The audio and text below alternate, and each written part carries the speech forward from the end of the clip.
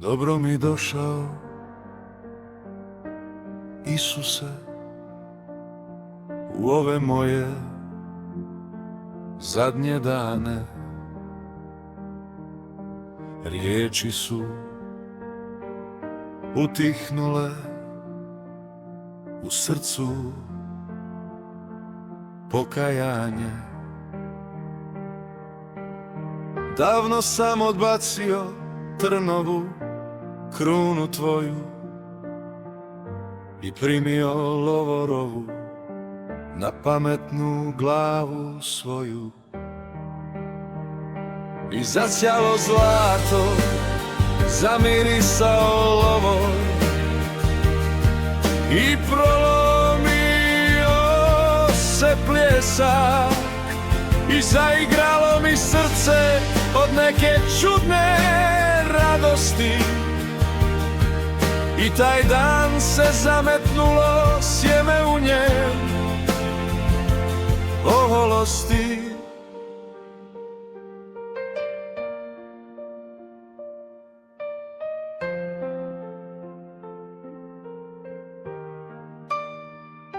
I uzgojila se oholost ko trava mlada, što na suncu niče, mažena i hranjena ko mlado ptiče. Dugo sam nosio, Isuse, tu krunu od suhoga zlata, slušajući duge priče o svojoj slavi. I punilo se srce moje hvale ljudske slave. I raslo je i širilo se, misleći sve je moje, sve je moje. Al udari me u trenutku, ko sa neba munja brza.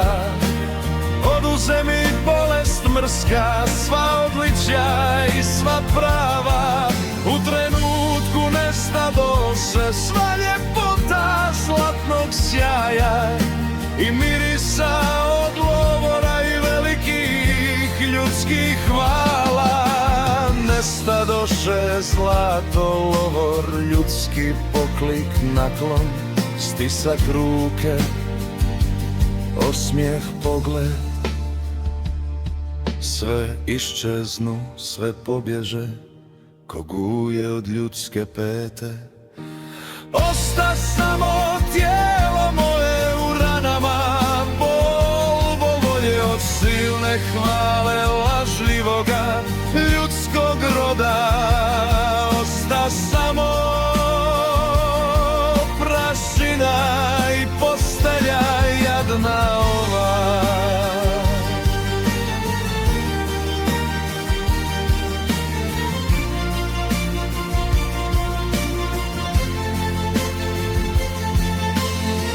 Ostadoše sad uz mene u ove dane nevolje samo jedne ruke, ranjene, sa raspela širom, rastvorene. Dobro mi došao,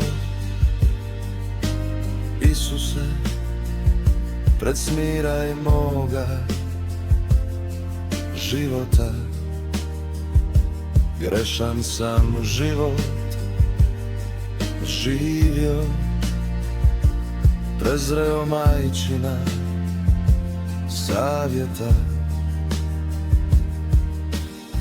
Ali tvoje je srce ipak veće od svakoga grijeha moga.